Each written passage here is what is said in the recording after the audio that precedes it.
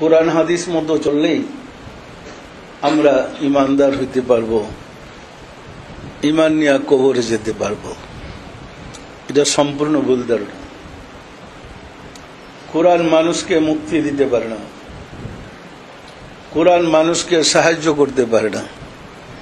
যদি করত, সাদ্দাম হোসেনের ফাঁসি কাস্টে ঝোলার আগ পর্যন্ত তার হাতে কোরআন ছিল।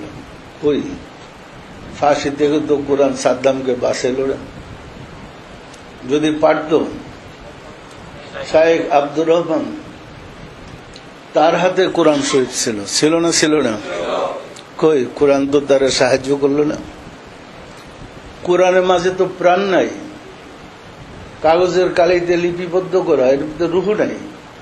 তো প্রাণহীন কোরআন আপনাকে সাহায্য করবে কিভাবে? হক্কানি পীরের বিরোধিতা আমরা কোনো কালেও করিনি, আজও করব না, কিন্তু ভণ্ড দেওয়ানবাগির বিরোধিতা তো করতেই হবে। আর এক ভণ্ড রাজারবাগে তৈরি হয়েছে, তার বিরুদ্ধেও কথা বলতে হবে। এই লোক নিজের বংশ পরিচয় গোপন করে নিজের নামের আগে সাইয়েদ শব্দ বসায়ছে, আর রাসূল বলেছেন যে ব্যক্তি তার বংশ পরিচয় গোপন করে তার উপরে আল্লাহ লানত, সে মালাউন, কিয়ামতে জাহান্নামে যাবে।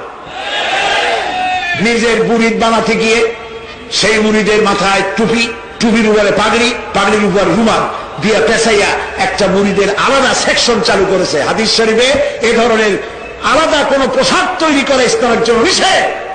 ভণ্ড দেওয়ানবাগী, মিথ্যেবাদী এবং ভণ্ড, তার থেকে গোটা জাতিকে বাঁচতে হবে, রক্ষা পেতে হবে। যিনি নিজের বাড়ির নাম দিয়েছে বাবে রহমত, এটি বাবে গজব, নিজের নামে লেখে মোহাম্মদ ইসলামের পুনর্জীবন দানকারী। বেয়াদব, বেয়াদব! ইসলামের পুনর্জন্ম দিনে তুমি কে? কোন মাদ্রাসায় পড়াশোনা করেছো? আল্লাহর কোন মুহাম্মদ সাল্লাল্লাহু আলাইহি সাল্লামের ইসলাম নাই। মুহাম্মদ ইসলাম বলে কোন ইসলাম দুনিয়ায় নাই। ইসলাম আল্লাহ, ইসলাম কার? আর মুহাম্মদ সাল্লাল্লাহু আলাইহি সাল্লাম হচ্ছেন এর প্রচারক। তিনি মুহাম্মদ ইসলামের পুনর্জন্ম দিয়েছেন কেমনে?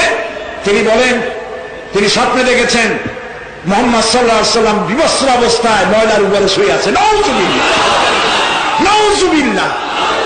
কোন মুসলমানের এর চারা দেখা উচিত নয়, এর কাছে যাওয়া উচিত নয়। প্রিয় ভাই সব, আল্লাহ তাআলা সব ভণ্ডের হাত থেকে মুসলমানদের ঈমান হেফাজত করুন। বলি আমিন, বলি আমিন।